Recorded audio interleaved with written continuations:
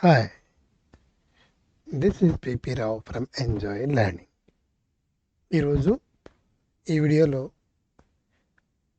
SSC 2023కి సంబంధించి విద్యార్థులకి age condonation ఫీజుని సిఎఫ్ఎంఎస్ సైట్లో కట్టాల్సి ఉంటుంది.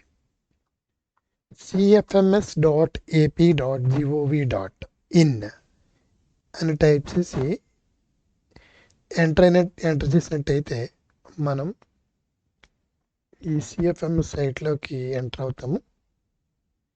ఇక్కడ మనం సిటిజన్ సర్వీసెస్లో రిసీట్ లింక్స్ క్లిక్ చేయాలి. ఇందులో సిటిజన్ చలాన్ క్లిక్ చేయాలి. ఇక్కడ ESE03 ఇది గవర్నమెంట్ ఎగ్జామినేషన్ డిపార్ట్మెంట్ని సూచిస్తుంది. దాన్ని క్లిక్ చేసాం. అలాగే services 1034 issue of duplicate memos age migration recounting certificate అని ఉంది. ఈ విధమైనటువంటి సిటిజన్ చలాన్ క్రియేట్ అవుతుంది. దీన్ని మనకి ఈ రైట్ సైడ్ కార్నర్లో చూడండి, ఒకసారి ఈ హ్యాండ్ సిగ్నల్ వస్తుంది. సబ్మిట్ క్లిక్ చేయాలి.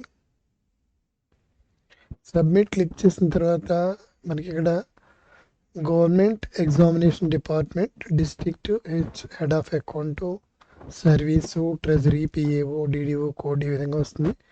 పర్పస్ మనం ఏజ్ కండోనేషన్ ఫీజ్ అని రాస్తాం. పేర్లతో ఏజ్ కండోనేషన్ ఫీ అని రాస్తాం.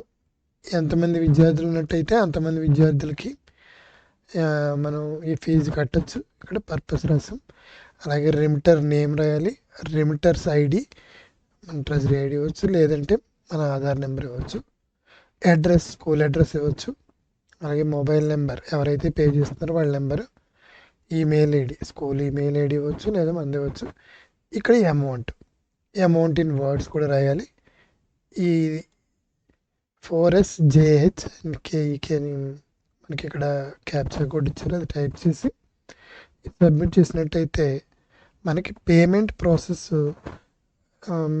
మామూలు చేసినట్టే బ్యాంక్ ద్వారా, డెబిట్ కార్డ్ ద్వారా, లేదా క్రెడిట్ కార్డ్ ద్వారా చేసే అవకాశం ఉంది. Thank you for watching this video.